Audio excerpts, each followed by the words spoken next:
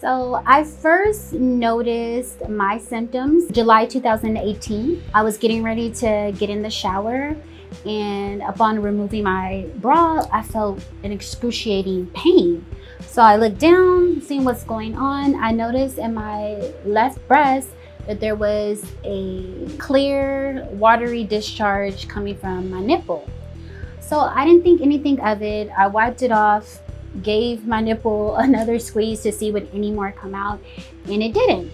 So I proceeded to the shower like normal.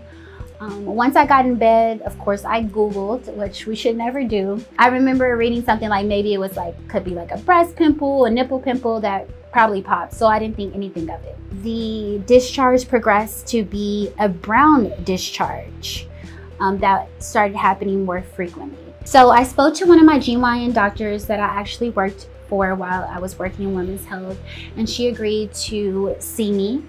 Upon disclosing my family history, that my mom was diagnosed at 40 years old with stage 4 left breast cancer, and my paternal grandmother actually lost her life to breast cancer at age 39. After doing the examination and having this information, she suggested ordering a diagnostic bilateral mammogram and a left breast ultrasound.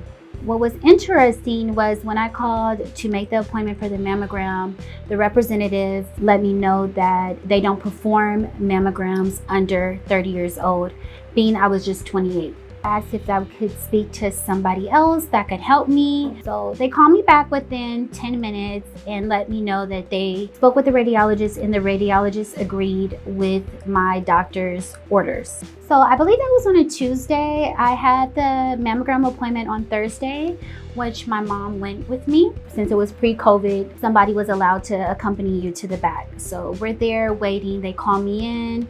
Of course, send you out. Anybody that's had a mammogram, they send you back out, wait a minute to see if they will need additional imaging. And so that was my process as well. They call me back again, we need additional imaging. So after the additional imagings of the mammogram, it was time for me to have the ultrasound done. I went in with the ultrasound tech. She put the gel on my left breast. As soon as she put the ultrasound probe on my left breast, I felt a burning sensation. So she proceeded maybe 2 minutes and was like, "I'm gonna go get the doctor, stay here." In that moment, I knew something was wrong. As soon as the doctor came in and started talking, it was like my ears went deaf.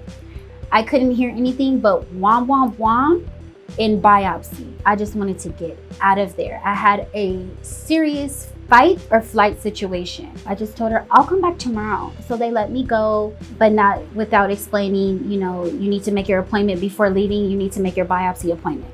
So I go to get dressed, and it's like my whole world is spinning at this point.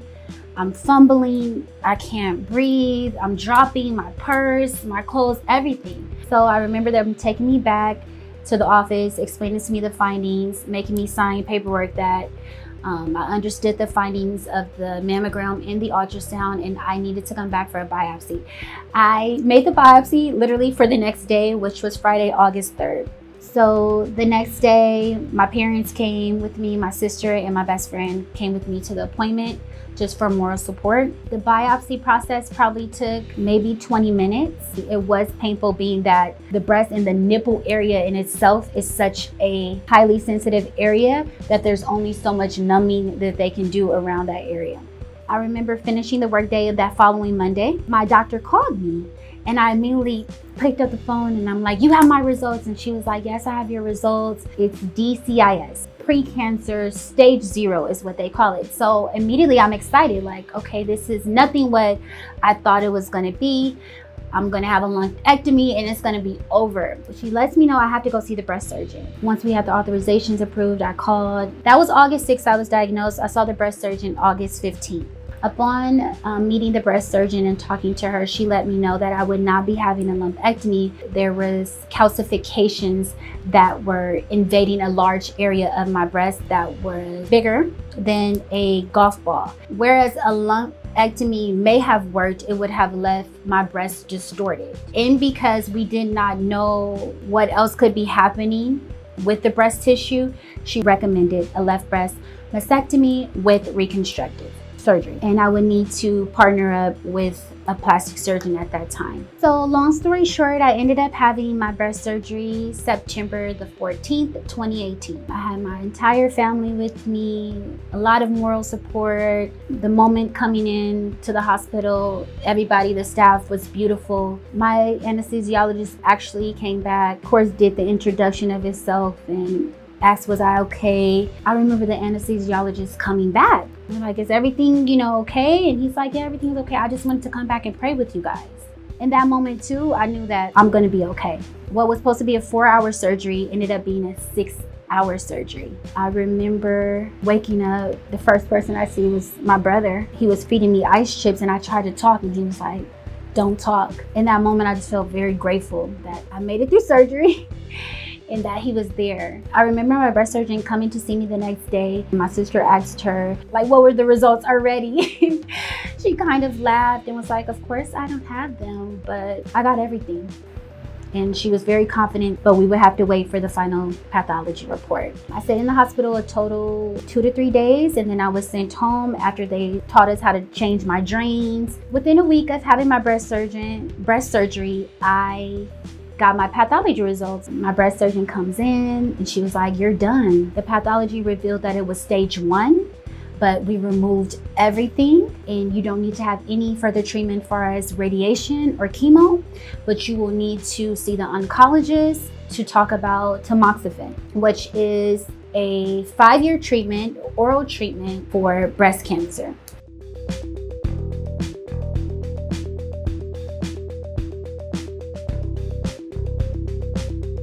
I wanted to be proactive about my fertility options. I remember going back to my GYN and expressing, my concerns and what I should do. And she was brought up egg freezing. Of course, is always an option. So, of course, I called Western Fertility, being that I had a connection there, and wanted to talk about all my options. Not only has medicine progressed, but there are reproductive endocrinologists that specialize in fertility. Just because you have a cancer diagnosis, there is options for you. There's egg freezing, there's IVF, there's surrogacy. So if you are currently experiencing breast cancer, have a new diagnosis, know that you have options available to you no matter where you are in the world. Reproductive endocrinologists have grown, that field has grown significantly over the last few years. So know that your diagnosis is not the end to your motherhood.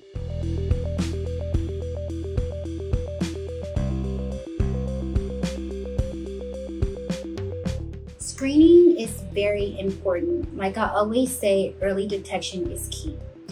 We should be performing our self-breast exams. Some doctors may say once a month, other doctors say every other month.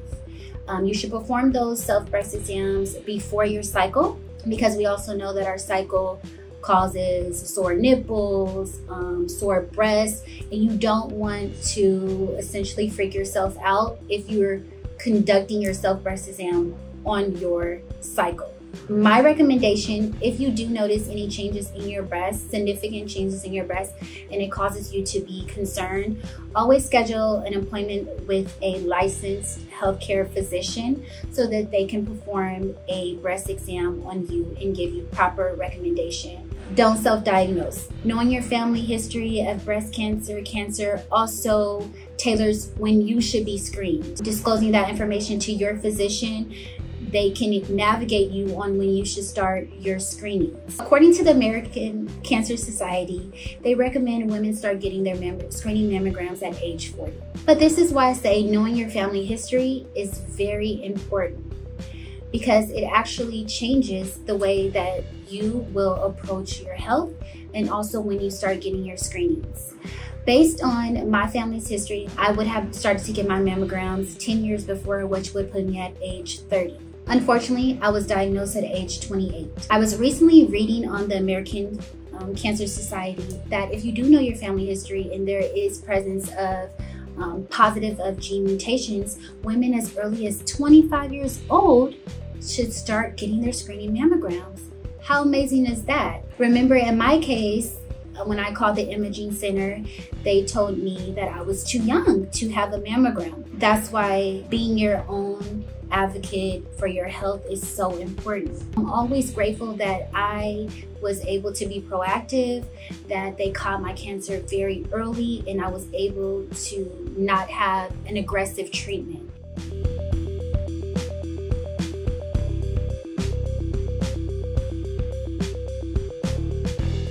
Number one, breathe. Write down all of your questions before going to the doctor, because if you don't have them written down, you might forget something and have to call back and stress yourself out again. Thirdly, take somebody with you for your appointment. I remember being in that room with my mom and sister and friend and coming out and still did not understand what the breast surgeon was saying, because this is a high emotional and mentally taxing experience. You want to make sure that you have somebody there to also be a second ear to what the physician is saying. If there's something that you don't understand, ask the physician to break it down to where you do understand in your terms. Fourthly, be your own health advocate. As I stated before, majority of the time, the doctor that's taking care of you is going to come up with the best plan for you. But if you still have questions or doubts, know that you can always get a second opinion from another physician.